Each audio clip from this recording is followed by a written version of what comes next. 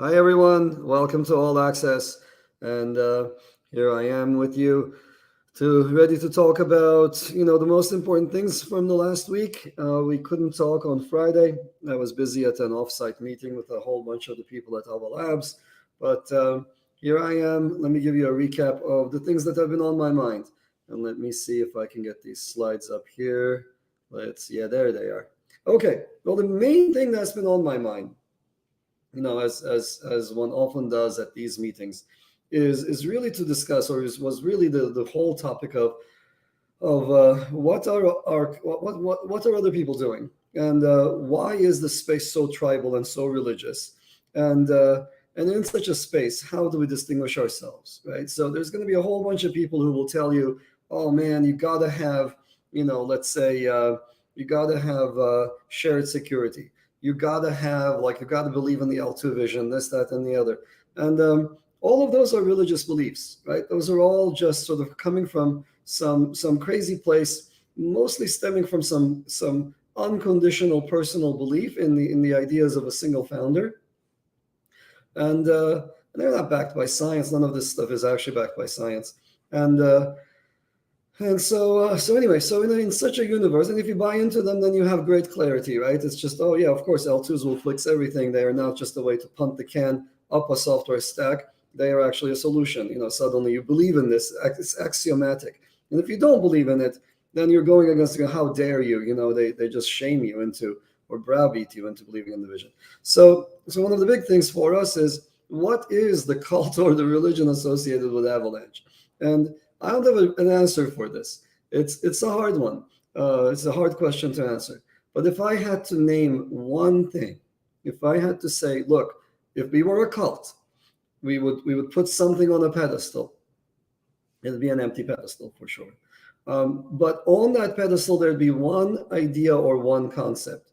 And I think the thing that unites us, the thing that sort of is behind everything we do, is an unconditional belief that blockchains are an engineering discipline with science behind it. That's really it. That's what distinguishes us. There are others who are trying to come at the same kind of thing. This is probably the greatest god of all for for most societies in the last 100 years or so, 100 plus years. Um, but if you look at what they're doing on the ground, these other cults, the peer reviews, etc., those are the accoutrements of science. Those are like the side things you do to get to the actual ultimate goal. But the real thing here is scientific belief or scientifically justified way to build high performance chains. These chains are hampered by their inability to scale, inability to be fast, and the way to win the game is by building technology that gives us high scale, high speed, high performance blockchains. That's what guides us. There are many other things to being a cult, or a movement, or a whatever else. And so I don't know about those things, right? So I'm not in the business of coming up with those, but I do believe that this is our distinguishing feature. So anyhow, that was on my mind. I've been thinking about this. It's like, hey, how come these people are so religious, and how come my people are not? Is that bad? Should I be more religious? Should I say crazy stuff?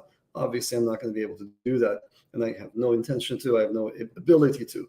But I do think that I think the thing that binds us is that core belief, and it's a very important one. It's a very distinguishing one in this space, crowded with religious zealotry. So I was reminded of this earlier this morning when people were again attacking some Bitcoiners were attacking another Bitcoiner for some stuff, some slight. They have their gods, and somebody slighted one of the gods, and of course that created a situation. Anyhow, let's move on. And there were some really big things that happened over the last 9 days or so since I last spoke to everyone. I want to do this very quickly so I can take questions. So let me do this. The biggest thing that happened is this one. KKR, with the help of Securitize, is digitizing their fund on top of Avalanche. This is huge. It's not just a little bit big. It's not like, oh yeah, everybody is doing X and then we are doing X prime. No, this is really big and very different. And it got washed away because of the CPI announcements, because of the whole bearish outlook, the macro thing, and the Fed's commitment to beating everybody until they feel so browbeat that they sort of cool off the economy. And that's what's happening external to us, and that cannot be helped. It's the mode they're in. The overcorrection is what central bankers do, and we're due for one. But behind the scenes, there is an undeniable huge movement. What is it? Things are being digitized. Assets are being digitized. How is that happening? With blockchains. What's going on in the blockchain space? People are trying to figure out ways to scale. And of course, the merge happened for Ethereum as expected. It went exactly as we thought it would, which is a smooth transition. So I kept predicting that the merge point was going to be a big nothing burger from a technological standpoint. That is, the users will not feel anything. It will be successful. We wanted it to be successful, of course, and I was very, very happy to see that happened. I do expect going forward that that being part of a proof of stake network is going to pose unique challenges. These protocols are different from proof of work protocols. Proof of work protocols are liveness loving. They're live, right? So you can have a miner die and it's not a big problem, and you can have all your miners die and it's kind of still, like almost all, and it's still kind of not a problem. They just keep on ticking one way or another. Very robust. Proof of stake networks are safety loving.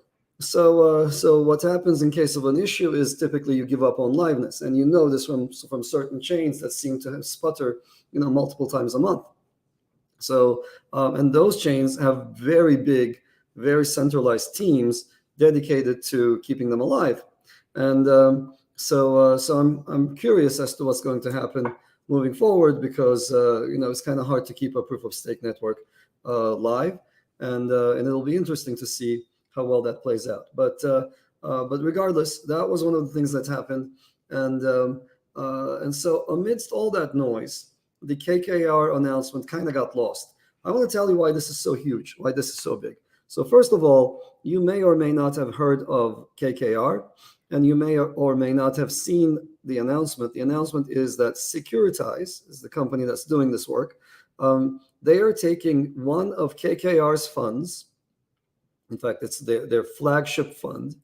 They do various different issuances, and they are digitizing and issuing these tokens on Avalanche that people can buy through Securitize.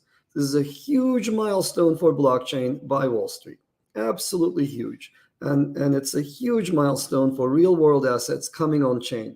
So if finance is going to reform its act, if they're going to redo their back ends, if they're going to redo what they do in the back rooms, well, then this is how it's going to happen, and it's going to be essentially things like this. The KKR will do something. Seeing KKR, one of the other funds, which I'm not going to name, will step in and say, okay, well, if they can do that, then we can do it too. And then suddenly, before you know it, you remember that page in the Wall Street Journal that used to show all the funds and et cetera, those will all be coin tickers.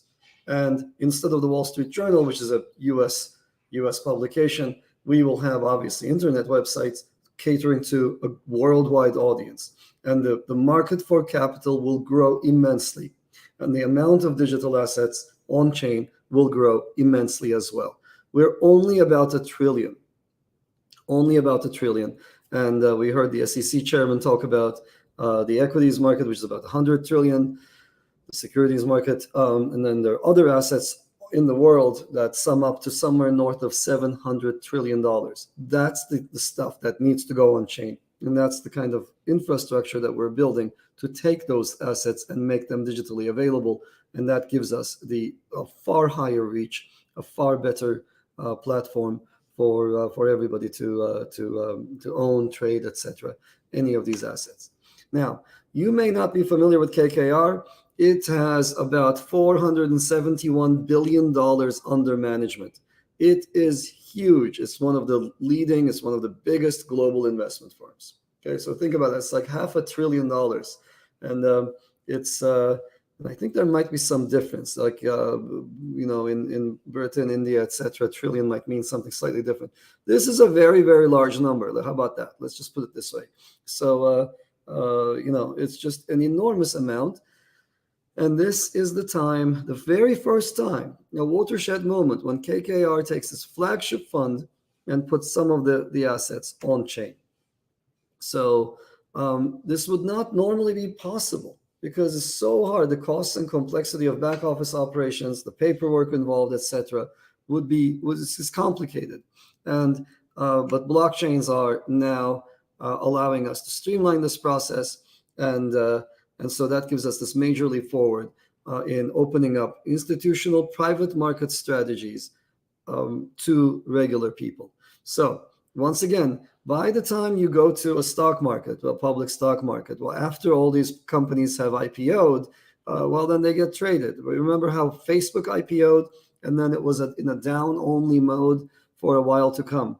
So by the time the IPO has happened, the companies are established. You're not taking much of a risk anymore because they have gone through the riskiest stages, which are the most rewarding stages. They now have established revenues, et cetera, and now you're in a different mode. The biggest gains in this space are early. The earlier one can invest in private markets, the better these funds pay off. KKR has a great track record in this space, and this fund provides access to early stage companies. So it's absolutely critical, I've said this again and again, that real world assets like this fund are onboarded to expand the universe of assets available on chain. So it's great that you can buy, I don't know what, AVAX, ETH, BTC. Those are great L1 type coins. It's great that you can buy DAI. Great that you can do Uniswap, etc. But that's a tiny universe. It's an inward-looking universe. There are these financial assets out there that need to come in to blockchains to really grow the asset base that we have access to, and to change the risk profile as well. So, if you want to branch out of the crypto universe, which is highly correlated within itself, to other assets, well, then this is one way of doing this. So I'm supremely excited about this opportunity. Avalanche has always been uniquely equipped. What does that mean? We built it for this purpose. Okay, so there's a lot of corporate speak in these tweets, but we built this system exactly for this use case. So and what did we do? We did a couple of things: high performance, high scale, super fast finality with separate subnets or separate rule sets for different deployments. So this particular one is going to be on the C chain. They found a way to do this on the C chain itself. And so you have access to with all of the regular tooling. You don't even have to change anything. I'm going to get back to that topic in a second. But I'm thrilled to have this on board. Now, one of the reasons why they came to us is the speed. They value speed over almost any other characteristic of the platform. Now, speed is not measured in TPS. TPS measures transactions per second. That measures capacity. So if I had a factory and it was churning out 1 car per second, or 10 cars per second, that would be cars per second would be the measure of the capacity of my factory. Okay, now imagine your one giant long factory that you might have. The speed would be how long does it take for the raw materials that are entering one edge of the factory, one side of the factory, to emerge out the other side as a fully finalized car. And for Tesla, it's probably a few months, right? I think it's about a month or so. And they're an American company. They're fairly fast, fairly efficient. So that's the speed of building a car is about a month. The capacity of the factory might be 10 cars per second or 1 car per second or what have you. Okay, so TPS measures capacity, not speed. So these high TPS chains that are trying to play that up, that doesn't indicate anything whatsoever about how long it takes for someone to send a transaction. Bitcoin, for example, has 3 transactions per second. So that doesn't mean that that a transaction takes 0.3 seconds. A transaction in Bitcoin takes about an hour. It takes 6 confirmations, 60 minutes. So Avalanche is the fastest, absolutely the fastest decentralized chain I know of that I've measured, where our transaction speeds are less than a second. So if transactions are tied up for minutes to hours waiting to be processed, well, then obviously the platform is not serving its purposes. it puts a huge pressure on everybody dealing with that, with such a system, because while the transaction is in flight, the market conditions are changing underneath you, and so those kinds of delays are really problematic for fund managers. So it's incredibly important to have a fast platform if you want to deal with high value assets. So Avalanche is peerless in speed, regularly finalizing transactions in under 1 second, even during spikes of on-chain activity. Yes, it's done this. I'm very proud of this, and it's a good track record to have. Even under the sort of the harshest conditions, when the market was going up and down, whenever the prices are volatile, there's a lot of transactions, there's a lot of ARB opportunities. Everybody comes in with their bots, and the load on our networks is very high. A lot of networks toppled under. So by that I mean, I just look around. I think Ethereum and Avalanche were the only smart contract platforms that held up. Centralized exchanges were going down back in March, April, May. So, but the C chain held up, and so I'm really proud of that track record. And not only that, but things have also improved as Avalanche Subnets came on board, and they scaled the network. They isolate high traffic applications, the games, the whatnot, from other congesting activity on the C chain. So they just partition it out. Yet they're still part of the fold. They're still part of the big umbrella of Avalanche, still the same tooling, except instead of building a single chain, we're building multiple chains in parallel. Okay, and there's crucially no limit on the number of Avalanche subnets that can be supported by validators. So all of these advantages in terms of time to finality, healthy fee economy, customization, etc., these are not short-term small differentiators. They increase as the network matures. The more subnets we have, the more options and opportunities the users have. So now we see two fintech pioneers, KKR and Securitize, with very established reputations. I live in New York. Go look around anywhere. People do know exactly who KKR is and what Securitize does. So we have two of these leaders choosing the Avalanche platform for their digitization, and I'm thrilled to see this. That vision that I've been talking to you about for I don't know how long now, it's here, it's coming, and these are the first signs. So now we have the big people of Wall Street stepping in, and it's fantastic to see. So it's going to happen like this. You'll see here and there, and then suddenly you'll see this explosion, I suspect, as these things are typically happen like this. You got to have one or two success stories, and then suddenly everybody else wants to be in on the game. So let me share with you some of the numbers about the Avalanche network. We are going through yet another all-time high. Just about every day in the last few weeks, there was an all-time high in number of transactions processed. This is partly because one of our subnets is an incredibly popular game, DeFi Kingdoms. There are ARB opportunities there. There are people playing that game. And it was clearing 200 TPS yesterday. It peaked out at 500 TPS today. That's a little hot, but the DFK subnet is churning along, and so along with it, of course, the rest of the Avalanche ecosystem is also churning along. And combined, last month we ended up breaking yet another record. I think we broke 45 million transactions monthly in the last month, more than 91 million in the last 50 days. So what happened in the last 2 months is essentially double what happened in all of 2021. So this is an amazing accomplishment. These numbers are going up. They might not always go up as these games wane and wax in popularity. The numbers will go up and down, but now this is, I think, a fantastic thing to see. Like, these guys are churning along. There will be many more subnets to come, and there's a lot of. I'll get to that in a second. There are more subnets to come. So let's. In fact, you don't have to take my word for it. So this is Omer, who looked into what's happening behind the scenes. Omer is not related to AVA Labs at all. He's one of our great fans, has always been, and he did this tweet thread that I'm going to steal from. So he looked at the number of subnets on Fuji. So this is the testnet. So who is staging their deployment? Typically what people do is they deploy on testnet before they go mainnet. Is what you should do.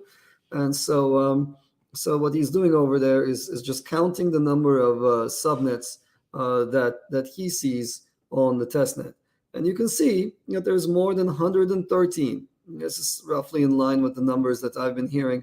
I think I'm not supposed to give you exact numbers, but many dozen projects that are in the works with their subnet deployments. So I'm thrilled to see this. We only have, whatever, a handful, slightly more than a handful subnets at the moment. I'll get to that. Number of subnets with non-zero validators, that's what he's counting. More than 9 at the moment. That's good. So we have, it's okay, less than 2 handful. So it's a very small number at the moment. This number is going to grow. So those 113, unless they run into something or another, they spent a lot of time getting to where they are on the testnet. Those are all projects, maybe not every single one of them, but many of them are multi-person projects with substantial effort behind them. They're not going to just disappear. They're going to go on mainnet. So Omer is here looking at the number of nodes validating these subnets. So this is important, by the way. Serious projects care about decentralization and grow their validator sets by staking more AVAX. So there's about 31 nodes. I think these numbers are small, so we're going to see that. It's we'll just look at all the numbers with you here and call the spade a spade. The staking ratio is about 65-66%. So that changes, of course, depending on a whole bunch of factors. And it's good to see. The subnet staking ratio is a good question, which is what percent of the staked AVAX participates in subnet validation? This is a very sticky stake. So regular stakers, people like you, me, others, they might be here one day, they might leave, right? They typically don't. Usually they're firm believers in the system, and there are financial incentives that they have found and have decided that it's a good way to spend their effort. But the stake that is associated with subnets is typically very, very sticky, because that's a very specific commitment to a particular project. So that number is very low at the moment. It's about 4 in 10,000, right? So 0.04%. So we're just getting started with subnet season. I think the next bull should see us enter it with a fair number of subnets, and hopefully this number will grow with that bull market, because there will exist a subnet validator marketplace that emerges. So that's what we're all sort of gearing towards internally. That's what I expect. I think I talked about this maybe last week or the week before. Subnet validator ratio is also an interesting number. That number is a little higher. It's about 2.37%. So smart validators will want to validate successful subnets because they get the subnet rewards, and of course subnet rewards can be a very nice addition on top of the regular AVAX staking rewards that one might receive. So these are great numbers to see. I think, as I said, we're in the early days, right? So I kept telling you all about subnets. Everybody was like, okay, what's this guy? Some professor kind of guy is talking about some stuff. Okay, no one really took that so seriously. Then we started showing the world, and I was telling people that induction in math requires a base case and a generalizing case. You show it for the case of I equals 0, and then you say, well, if it holds for some I, and it holds for I plus 1, and then it holds for all I, well, that's all nice and stuff. But humans don't work that way. They need to see a whole bunch of examples before they say, oh, okay, I will grant you your point, or your point becomes undeniable. So we're at 9 subnets now, some of them very successful, some of them things that you've all heard about, and we'll have many more. And at some point, other people will have to say, yeah, you know what, this is the right architecture, this is the right vision for building an umbrella system that holds within it many parallel threads of execution, each of which are bound by the same consensus protocol. Okay. Meanwhile, it's absolutely essential that the front end to these subnets and this vision be good, right? And so until now, what did we use? We had wallet.avax.network, which we still have, of course. It's a bit of a geeky tool. I think I'm not happy with its intuitiveness. I'm very happy with its flexibility, and I think for a first cut product, ready on the day zero of our mainnet, I'm happy that it gave us all of the functionality that it did. But it is not what what I would like my family members to use. Right? They need something simpler, easier. And there are three things to be had here. One of them is a browser extension. The other one is a mobile wallet. And then the third one is a desktop or web wallet. So all three of those things are under development. They're all called Core. So there's Core browser extension, Core mobile, and then Core web. And Core Web is going to be essentially a revamp of wallet.avax.network. That's much easier, much nicer to use with the same SDKs that power Core, the browser extension, and that will power Core Mobile, the mobile application. All of those are pipelined in. Browser extension was released a while ago, and it provides a much more smooth experience. It treats subnets as a first-class entity. You don't have to go shuffling around, switching subnetworks or specifying RPC endpoints and so on. Just imagine Steve Jobs. He would never have you type in an RPC endpoint. That's just not the way that you should never have to do that. So in addition, you should never have to worry about, adding tokens and so forth, right? It's just, I've had so many people who use MetaMask. They're like, oh, I did something and then my tokens disappeared. No, they didn't. You just have to go through a whole bunch of complicated hoops. And people ask me why. And then I say, well, because there's, this underlying platform doesn't support these assets really. They're just code. And then now you have to add the address of this code. It's just a big mess, right? Unless you're a computer scientist, unless you have a working understanding of the abstractions underneath, the whole process just doesn't make sense. So somebody needed to build a much better experience. And so that better experience is Core. And Core is now essentially at a point where I'm proud of using it. I'm proud of showing it to other people. And I highly suggest that you guys check it out. Now, to make this more appealing, we started a bug bounty. So if you find any bugs in Core, or if you have suggestions for how to improve it, we will provide you a mechanism by which you could post this, and then we'll give you some kind of a reward, NFTs, swag, etc., that kind of thing, for helping us develop the app. So download the Core app today, check it out. If you find problems, some things that there were some corner cases, for example, that that there's a pop-up that it's all empty, or there are too many pop-ups, it takes time to click through, etc. These are all legitimate concerns and criticisms. We should fix them. So file them in, we'll fix them. We'll make this the best experience to connect to any chain.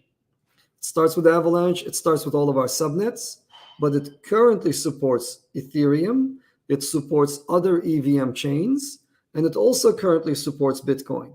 So and better yet, things like bridging are built into Core. So you can get your Bitcoin and you can convert your Bitcoin into BTC.B. You can use that as collateral very, very soon. I think we're in the final stages of AVA supporting BTC.B as collateral. So you can take loans against your Bitcoin if you wanted to. So all of those things that we talked about earlier in terms of bringing new assets, crypto assets into the Avalanche ecosystem are very easy to do from within this application. So take a look. It's cool, and it's nice. So with that in mind, let's take a look at the commentary today. Oof, too many comments. Let me see. Let me go to the top. And hi, Avalanche rocks. So do you guys. So we rock to the extent that that you guys rock. So it's everything you say about Avalanche. It's just all you guys. So can I please ask, can Avalanche do a serious marketing campaign to promote Avalanche as a layer 2 for Bitcoin, explaining benefits over the Lightning Network? That's an idea. It will be a contentious idea because one of the demigods of the Bitcoin sort of religion is that the Lightning Network is the anointed, appointed, chosen layer 2. So it is a permissionless platform. Anybody else could be a layer 2 for Bitcoin. And so yeah, anybody else could be a layer 2 for Bitcoin. But if you say something that says, hey, this is better than the Lightning Network, then people will not like you, and then they will end up saying all sorts of stuff. So probably not exactly that marketing campaign, but certainly a marketing campaign to reach Bitcoiners and say, look, there are a bunch of things you can do with Avalanche that just you might want to do, and here it is. That seems like a really, really reasonable approach. Okay, so people are asking me to speak in Turkish. No, I cannot. My audience is global. Also, when I learned about these computer science concepts, I learned in English, so I cannot really speak about them effectively in Turkish at all. When we invented these terms, we invented them in English. So sadly, that all happened here, or not so sadly. But English it is. So it'll have to be English forever. Sorry about that. Privacy implementations on AVAX, apps for connecting to DeFi anonymously, etc. There are a few. Let me do a proper job. Whenever I make a list and I mistakenly leave someone out, then I get some really sad messages from friends chiding me for forgetting about them. So I am trying very hard not to make any lists on the fly, just because of this issue. So let me come back to that question. It's a good question. There are some ways of there are on every chain there are tumblers and mixers and so on. There are tools for providing financial privacy on just about every chain, and there are some on Avalanche as well, I believe. But I don't want to make lists and so forth. Do I listen to music often? Yes, I do. Who are my top 10 favorite music artists and groups? Such a great question. Bob Dylan is my top. I like Americana. I like folksy stuff. I like Bob Dylan. And what else do I like? I like a lot of these newfangled groups. Devil Makes Three, favorite. It's a good group. Lord Huron, I just went to a concert of. A couple of others like that. That's sort of my genre. So maybe I'll share some music. I like that kind of down to earth, authentic Americana. Let's see, everyone. Good vibes. Yes, good vibes, Julie. So let's see. 2-year mainnet coming up. Our birthday is coming up, so it's going to be so great to celebrate. So thank you for Avalanche. Thank you for being part of the community. It's, as I said, it's really you all. It's really us all, rather.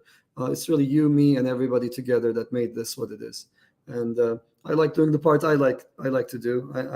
My expertise is in building systems, building software, coming up with protocols. That's my contribution, and I hope everybody feels as proud of their contribution, no matter what it might be. Maybe you just put up a red triangle next to your name. Still, that's an amazing contribution. So thank you for that.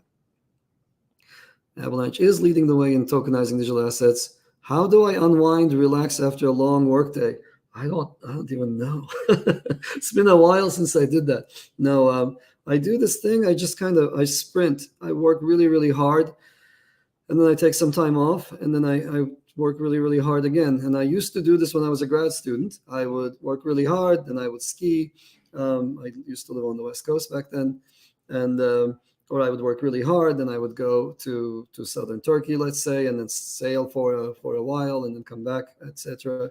So as I got more and more responsibilities, the sprints became more frequent, and the downtime between them became shorter and shorter, to the point that at some point it kind of disappeared. So what do I do these days? I just kind of hang out. What did I do? I just went to a comedy show just the other day.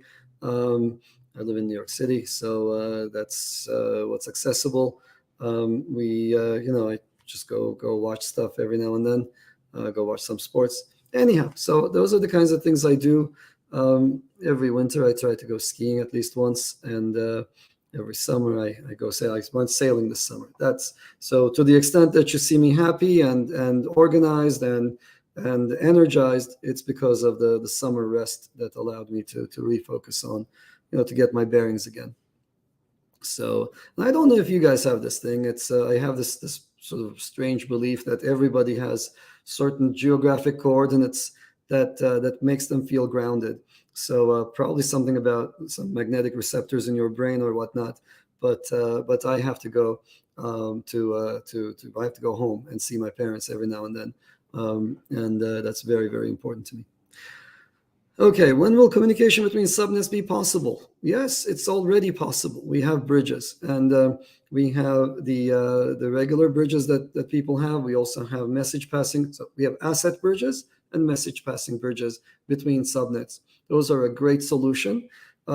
We are also working on a slightly different bridging solution that involves all of the, well, not all, but that involves a larger validator set and no additional trust assumptions. So that's akin to IBC. And will IBC be supported? It could be. It's something we've thought about, we've thought about, and would be nice to have. So, and then the next question.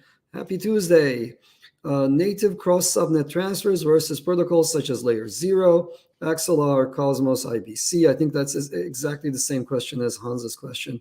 Do all of these have a future, or only one will dominate? So all of these are different ways of affecting what you want to do, which is passing some message from one universe, a subnet, to another. So that's, but they differ in how they go about it. So Layer 0, the Stargate bridge, is using a regular architecture, sort of more traditional bridging architecture with some computation done on chain. Axelar, if I'm not mistaken, so I might be wrong when I do these things on the fly. Axelar is using SGX, and it's kind of similar to the Avalanche, the Ethereum Avalanche bridge that AVA Labs built. It's very similar also to the Bitcoin Avalanche bridge that AVA Labs built. So Axelar is coming out of the University of Waterloo, and I believe AVA Labs is actually one of the early investors in that technology. And Cosmos uses IBC. That's a slightly more complicated protocol that involves a large portion of the validator set. So do all of these have a future? Yeah, I think all of these bridges have their strengths. So what are my predictions? I don't know that only one will dominate. You don't want to have too many bridges, because then the bridged assets become kind of complicated to deal with. Suppose the original asset is X, and you bridge it over using some technology A. Now you have X bridged via A, and you might also have a B bridge on a C bridge. Now you have X/A, X/B, X/C. These are all referring to the same underlying asset, X, but they have a different risk profile. And we thought quite hard about whether or not we should spend some energy trying to patch over these differences and provide a unified wrapped X asset that makes transparent that what's underneath. And I think that's a terrible idea, because it hides from the ultimate consumer, the user, the developers, etc., the risk profile of the underlying asset.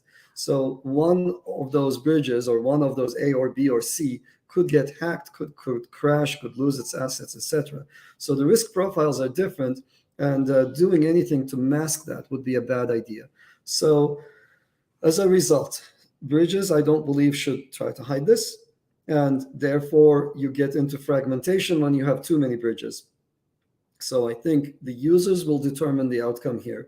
And typically, the users flock to the cheapest, fastest solutions. This is always true. So that's why we spent a lot of energy on the bridges that we built from Ethereum and from Bitcoin. Those are using the SGX technology. They do no computation. So no matter how expensive things are on Ethereum, no matter how expensive things are on Bitcoin, the amount that you pay to cross the bridge is well specified and is quite low. In the case of Ethereum, you pay the lowest amount possible, which is one transfer. And in the case of Bitcoin, again, it's just one transaction to the bridge address. There is no additional computation on chain, and that's what makes those bridges super cheap. And the SGX technology makes them super fast as well. So in contrast with an IBC approach, that's inherently going to be expensive. And the nice thing about that approach is if a subnet supports it, or if a network supports it, then you don't, and you're using that network, you're already relying on that network, well, then using IBC does not add an additional trusted component to your path.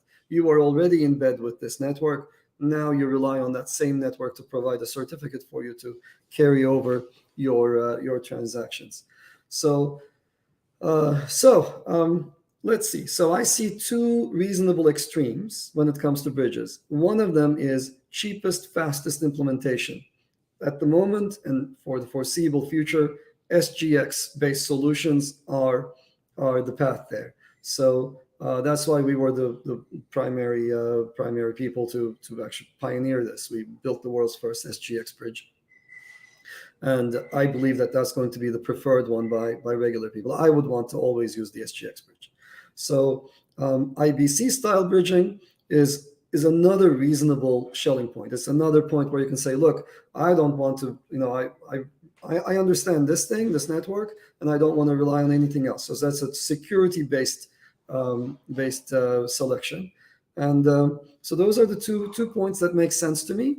And we are working on a solution to make something akin to IBC happen for our subnets. So that is to say, you should be able to get some kind of a certificate from the validators inside a subnet and use that certificate to unlock funds on another network that will let you do that with the help of some smart contracts on there.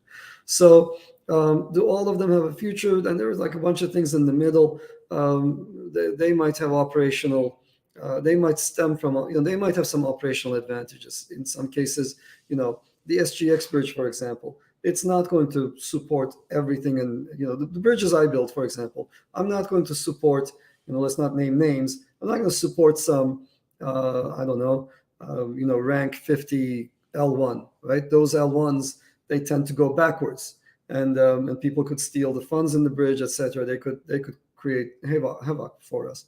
So I need to do, so we need to limit our SGX deployments only to those networks where we are reasonably sure, in fact, very, very sure, that there will not be operational problems from the underlying L1. So that creates some room for those sort of middle ground solutions that do computation on chain. It's a very long-winded answer to a very interesting question. I hope that clarifies my thinking. SGX for me, SGX for, I think, the vast majority of people who want speed and low cost.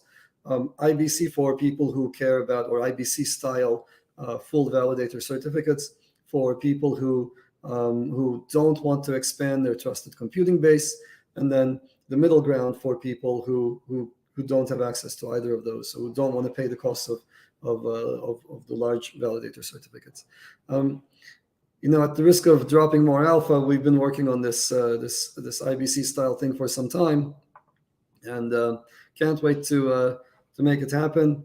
It's exciting. I'm not sure how many of you will use it. So people always ask about this, and then when the push comes to shove, do you want to pay? Let's say here's a real question: do you want to pay $1 or do you want to pay 2 cents? I think you guys will all pay 2 cents and use the SGX bridge, but we will make the other one available as well. So it'll be interesting. Okay, how to start validation on a subnet? Yes, that's be in the Discord. There will be subnets, people deploying subnets who seek validators. There's going to be a lot of developments here, and my team is already going to kill me for leaking alpha. But watch the Avalanche Discord channel, watch the Avalanche Reddit, which I want to revitalize, by the way. So I'm going to start making some appearances there. I don't normally log into Reddit at all, but I'll drop in there some more, and you will see announcements for people who want to run their validators. Will the mobile version of Core Wallet come this year? Yes, I'm trying very, very hard to make that happen. We would love to see it happen. It's under testing right now. It'll come out when it's ready. As always, we don't want to put something out there that's not up to par.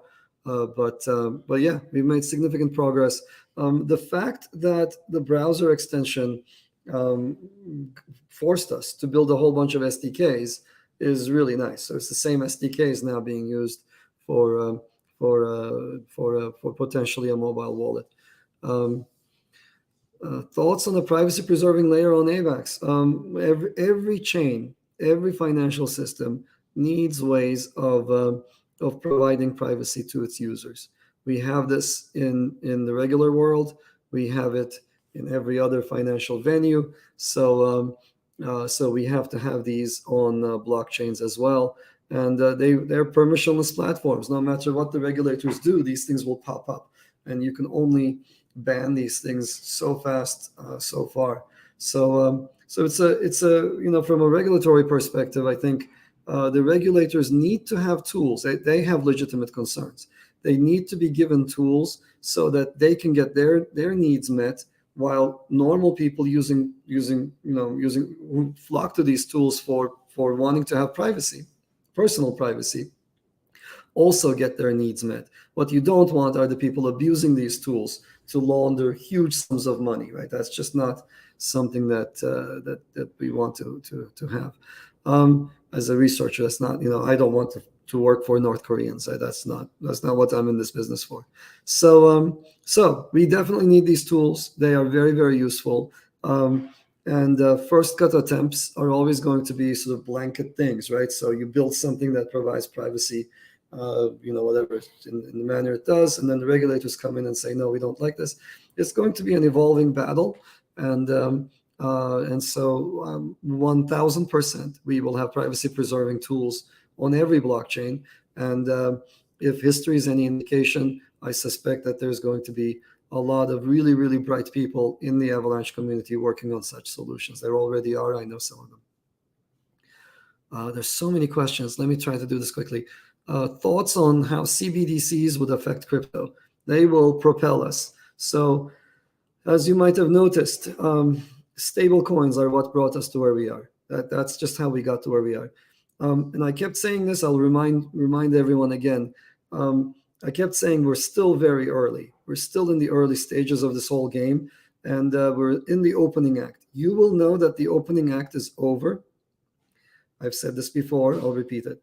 You will know that the opening act is over when the value in stable coins exceeds the value in L1 platform coins. So when the number one coin on CoinMarketCap is Tether, Circle, etc., and not Bitcoin, that's when you know, hey, we're in a different phase.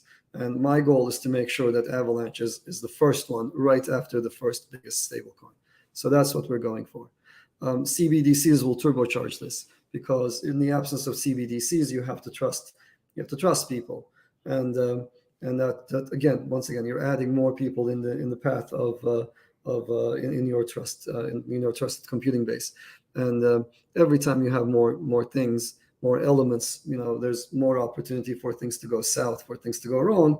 We haven't had this, a big fiat-backed stablecoin failure yet, but that can happen, and it would be bad. CBDCs would take some of that risk out of the equation. There will be a lot of subnets in the future, yes, but can there be mechanisms by which we can incorporate traditional finance related to subnets into cash flow? Yes, absolutely. TradFi is coming in. TradFi wants to come into blockchains. They see the value. And if you think that last year took place with all these Wall Street folks in not noticing it, obviously you're crazy. All of them noticed it. And just imagine, all these people that are living around me, they're trading these equities. They're trying to eke out like a 1%, 2% above market return, right? So they're trying to get whatever it is, 8% a year. Meanwhile, crypto is doing these crazy things that it does, partly because it was very early and it was a time of capitalization and money was flowing in. So TradFi understands, and they noticed, right? A lot of the people at Citadel, for example, were trading and discussing crypto to the point where the CEO had to ban the discussion forums internally in the company from mentioning crypto. So to refocus his workers. This stuff is big. Institutional TradFi players, they want to get into this game, and there are some impediments on their ways. And one of them is the inability to control what's happening on the network, to add additional restrictions, etc., to their systems, especially ones stemming from compliance requirements. So that's what we allow with subnets. Expect institutional subnets to come on board, and when they do, it's going to change the game. With CBDCs turbocharging the stablecoin scene, it's going to be a very interesting world. May I know how AVAX burning works? Yes, we burn AVAX every time we submit a transaction as users. So every user burns some AVAX every time they want the network to do something, and that creates a bunch of burned coins. I thought we were one of the first chains to incorporate this. We're the first smart contract platform to incorporate this. I think before us, I found out that Ripple was also burning their coins in transaction fees. So after Ripple, as far as I know, I think we're the number 2 one, the very first smart contract platform to do it. Ethereum is now doing the same thing. It's a great idea, creates demand for coins, and coins are disappearing as a result of that. It makes them more scarce. So there was a GMX. Something happened over the weekend. I don't follow these price things, but I do follow the industry. There was a hack involving GMX, and no one knows what happened. But what we do know is that on an external, on off chain, someone manipulated. Maybe I'm not even sure about the off orange. Someone manipulated the price of AVAX USDC in some pool, created some oscillation in the price over some short term, and ended up buying on GMX at a low price, allowing the price to go up, selling on wherever exchange, and then did that. So that's essentially a problem with the GMX platform, and GMX should use smoothing when it uses these external oracles for the price. It should not allow this kind of a thing. There's some debate as to whether or not this was a hack. Maybe it was a market maker gone awry. It's the weekend. The market maker is doing whatever it is, and it's very easy for a market making algo to get into some kind of a bad feedback loop. And if you've taken any of those, courses in control theory, you'll get one of those oscillations in no time. Like that's exactly how they do. What happens when you make a mistake. So the world is divided on what happened, whether that oscillation was the work of a hacker doing some stuff, and our bots took advantage of that oscillation. So that's all we know at the moment, or at least that's all I know. And these things can happen. It's just, this is an asset. Every asset price will exhibit these things. So Bitcoin does all sorts of things. It does the BARTs, it does the reverse BART formations, and so on. So you see these things, and people arb these kinds of short-term price movements. It can happen to any coin, and every coin that's big enough is subject to all kinds of people doing arb games. So I saw this. I read it with interest. I thought, yeah, big boys, this is what happens in the big boys club. Okay. Will there be an effort to move some of the foundation's nodes? I think the SEC claim, I'm not a lawyer, so we've asked our lawyers to opine on what we should do, if we should do anything. So we'll do whatever needs to be done to make sure that the health of the network comes first, and that we're not subject to any kind of whatever it is, interference is, if you will. So yeah, you're welcome. I enjoy talking to everybody, and I'm coming up on the end of the hour, and my voice is slowly cracking up. Let me drink some tea. Maybe let me slow down a little bit. Avalanche bridge to Monero would be amazing for privacy. Yeah, I like Monero. I've always liked Monero. And initially, on that topic, as an academic, I had a bias towards zero knowledge systems, right? So I had a bias towards Zcash, thinking that the sort of the Zcash approach would provide a bigger anonymity set, just technically speaking, and Monero's approach for anonymity would provide a smaller one. And of course, as a user, you want the system that provides a larger one.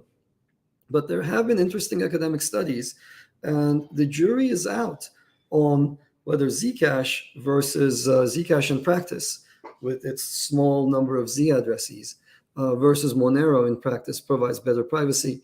So I had a change of heart a couple of years ago, and decided to be far more open-minded and said, I think I have a bias that stems from theoretical knowledge. And if you look at the facts on the ground, I have some of the world's experts on anonymous communication telling me that, hey, the anonymity sets might actually be very, very wide in Monero. So yeah, I'm a big fan, and Fluffy Pony and I are, we've had some exchanges where we were not so happy with each other, but we're on great terms. I love him to bits. He's a nice guy. So okay, let's see. Can we imagine Avalanche as a CBDC infrastructure? Yes, we've had many conversations with central banks. They move slower than molasses. They are so hard to move and so very slow. And so yes, we could imagine that world. I can imagine all sorts of things, right? When you're a kid, you imagine yourself doing all sorts of things, and then you realize, hey, the world isn't quite ready for this. So CBDCs are coming though, and the aftermath of the pandemic will make CBDCs even more important. So I'm excited. John Denver, Country Roads. Yeah, I like John Denver, but not the hugest fan of him. Avalanche Consensus seems to be best suited for DAGs. Thoughts on parallel execution chains? Yeah, they do parallel execution. That's just not where the problem is. So could they benefit from using the Avalanche Consensus? Yes, they would. Everybody would benefit from using Avalanche Consensus. It's just the latest technology, right? It's kind of like we invented the V8 or what have you, the V drive, and everyone's on a two-stroke, right? So your two-stroke is your classical consensus protocol. It collates all these signatures. It's slow. On any given round, you can only have about 100 participants. You have these subsampling techniques, great, good for you, but they're all clunky, and you can get owned in any one of those epochs. And if you get owned once, then it's a standing own, so they're dangerous. It's not what I would base a system on. I could have done a chain at any one time. I decided not to with that clunky technology. So Avalanche is just simply the next wave. So what's Sui and Aptos doing? They're doing a bunch of great stuff. They're focused on parallel execution. Parallel execution is not where the central limits are when it comes to execution. So I'm sure they'll have some benchmarks where the numbers are very fluffed up, and as usual, when the rubber meets the road, you end up seeing something far more reasonable. We've seen these kinds of things play out many times before. Puria, love you back. Why can't I add a wallet via a private key in Core? Yes, you cannot, because it has its own master key to simplify the process. We'll take that as a future request. So thank you. But at least the initial version of Core, we went for simplicity and ease of the model, right? You just tell people this is your address. So you want a power user feature, we should add them. We will add them, those kinds of features, but it'll take some time. They're not there in the very first offering of Core. So are there any comments about the developments related to the SEC? No, I don't really have any comments. It's not my expertise area. So are there any concerns related to Avalanche? No, I have no concerns. We did everything right. Let me say that again. We did everything right when it comes to launching a blockchain. So if somebody's going to claim that Avalanche is this, that, or the other, then there is no room whatsoever for any crypto. So what they're really saying is kill it all, the whole space, burn it with fire. And I don't think the SEC wants that. I think the SEC and the White House and the Office of Technology within the White House. They understand how critical this area is to what's happening in finance. They understand how critical American leadership is going to be. So I don't think the U.S. SEC wants to come in or will want to come in with that kind of a sledgehammer. People will always make strong statements to if I want to acquire space this big, I first make a claim that big and then maybe back down. Like if I were a politician, that's what I would do. I suspect that's what's going on, but I don't know. I'm a technologist, so in everything we did, we were absolutely top notch in terms of when we did the sale, how soon afterwards the tokens went online, etc., etc. So zero concern on that front. How many AVAX required for retirement? I'm not retiring. I was telling someone that I don't have people in my family who retired, retired, and don't have really real role models. So we tend to die on the job. It's exactly what I plan to do. I'm here for a while, so I don't know the answer to that question, at least for myself. So other people hopefully will be able to retire. Let's see. Yeah, I love you back. So some people will apparently want to learn English just to understand what I'm saying. It's not that deep, but yeah, it's all English. Do we audit the bridges between the subnets? So no, there's no endorsement from me for any subnet or any application. So when I say there's something cool, that it just ends right there. Like I like this project. That's it. It's what it says. I like that project. This project does this. It does that. That's it. Do not read anything I say as an endorsement because that's a very high bar. Just about all of these projects do their own security audits. They come with their own audits. My team does whatever they can to make sure that the tools that these teams have been provided are secure. The underlying system is secure. We work incredibly hard to make that happen. But I'm not endorsing anybody or anything. So let's make sure that that's well understood. And having said that, we try to provide the best tooling for people, and we try to make sure that people understand what decisions they're making. But at the end of the day, it comes down to users making their own decisions. What do I think of the AVAX price? I will not speak to the price. I'm here to build stuff. So let's build stuff. If we build it and the space grows half as big as 1/10 as big as I think it can, it should, it will, then it's just these are all minute concerns in the long run. So that's the way I approach it. So I will not speak to the price. Price goes up and down. All these tokens are correlated. When people sell ETH because of the merge, it affects the AVAX price. There are a whole bunch of other things that happen. I'm not a trader. I don't know people's what's in people's trading minds. As I said, we're here to build stuff. Let's build stuff. You guys are asking more questions as I get closer to the end, but I'm determined I will get to the end. Is a permissionless access to the E2A bridge possible? Yes, already. Yes. I'd like to deploy my XPower tokens on Ethereum as well. You can do that. Oh, I see. So the E2A bridge is one way, really. It's for Ethereum assets to come to Avalanche. So your XPower tokens on Avalanche, to take them to Ethereum, you need a bridge in the other direction. And that's something we could deploy, but something that we haven't deployed yet because no one's asked for it. Like no one's been really, really desperate to have it. So that's something we could do. Other people could also run a bridge in that direction as well. So you don't need a whitelist. You just need one technology to support you. And so that's what we should have. Let's see. So there are only 50 people listening to this live talk. I'm here. I've talked to audiences as small as 5 people. They've been great. Somebody took a picture of me at an Ethereum conference once, and I was talking to this guy dressed as a penguin, and then they tried to make fun of me. As long as the other person is bright, I will talk to anybody. I don't care if he's dressed as a penguin or whatnot.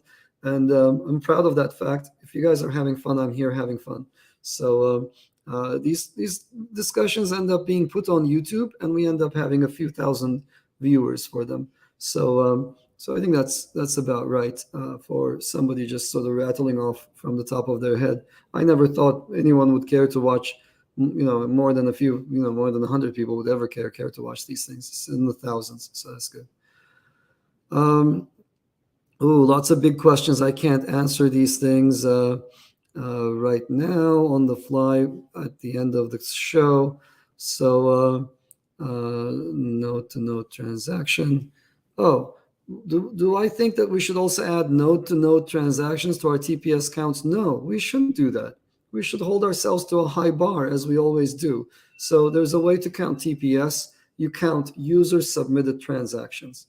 If you're counting anything else, you're just goosing your numbers. That's not ethically justifiable. I've mentioned this. I love the Solana crowd, but that one thing they do, it isn't right. And they should stop doing it. I've said this many times. Normies don't know the difference between those TPS. They do not. So it's an effective strategy. And if I counted that, I'd fluff up my numbers. But then, what happens is the ineffective, the bad protocols, they have a lot of node-to-node messages. The worse your protocol, the more messages of that kind you have. They have n-squared messages. So yeah, we could fluff it up like that. The worse you are, the higher your TPS. TPS measured in that fashion. So we shouldn't be doing that. We should be measuring user transactions per second. Is the Avalanche code open source and auditable? Yes, it is open source and auditable. Can anybody copy it? Yes, the license is an open source license. You can take it and do whatever you like. Big questions. Vero, these questions have been asked and answered in the past. So with my voice going, I with your permission, I'm going to skip over your questions. Batch uploading NFTs easier.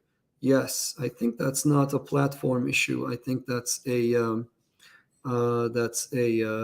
whatever studio software you're using kind of an issue. Let's see. Good vibes. Yeah, I agree. Good vibes. Where will be the next Avalanche Summit in Europe? Good question. It isn't 100% final, but we're veering towards Barcelona again. Let's see. Am I considering reducing staking amounts for validators? Yeah, I'm considering a lot of things, but I don't have the power to do that by myself. So that will have to be up to the community to enact that change, and we will also, or we'll have governance put in place, and then that will be up to governance. I believe in Avalanche. Thank you. I do too. So it's obviously the technologically most advanced chain out there. Thank you, Ham Puddle, to hear this. It's been you've been a long time community member. Thank you for that, and it's good to hear that somebody appreciates these conversations. I actually enjoy them immensely myself. I miss my days when I used to actually teach and have that interaction. Thank you. The stream efforts are appreciated. Thank you all. And you come to the Netherlands. Yes, I know. There's very, very bright technological minds over there. Yeah, we'll need to rotate around the world a little bit. The last one was in Barcelona. It was fantastic. If you were there, you know what I'm talking about. I don't need to say anymore. If you weren't there, you missed out. I've been to countless conferences. I've organized countless conferences. The Avalanche Summit was the best experience of my life when it comes to a conference. Bar none, 10 times better than the best conference you guys have ever been to. It was the atmosphere was electric. It was just right. People devoted to technology, a very diverse crowd. It was absolutely amazing. It blew me out of it. Just blew my mind. So I think we want to recreate that if we can. The space really helped it. The weather was not absolutely the best, but despite that, the vibe was amazing. We want to recreate it. So with that, let's wrap it up for today. I need to get ready for yet another conference that's happening tomorrow and the day after. I'll see you guys, and I will be returning from that conference on Friday, so there will not be all access on Friday. We'll have to move that a little bit as well. We'll chat then. Whoever stuck with me, it seems like there were more than 50 people, sum total, and there will be a few thousand people watching this later on. Thank you all for your attention. Thank you all for your time and participation. So can't wait to build more with you. Take care.